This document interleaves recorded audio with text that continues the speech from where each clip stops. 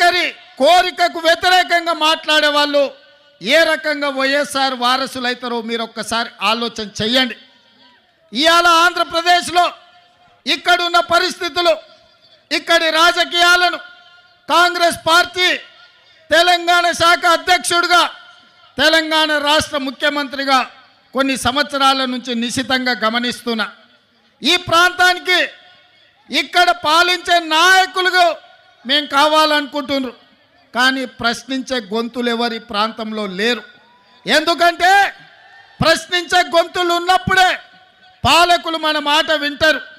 ఢిల్లీలో ఉన్న మోడీ ఇవాళ ఈ ప్రాంతం మీద ఆధిపత్యం చెలాయించాలనుకుంటున్నాడంటే ఈ ప్రాంతం నుంచి మోడీని ప్రశ్నించే వాళ్ళు లేకపోవడం వల్లనే ఇవాళ మీ హక్కుల గురించి ఎవరు మాట్లాడతలేరు.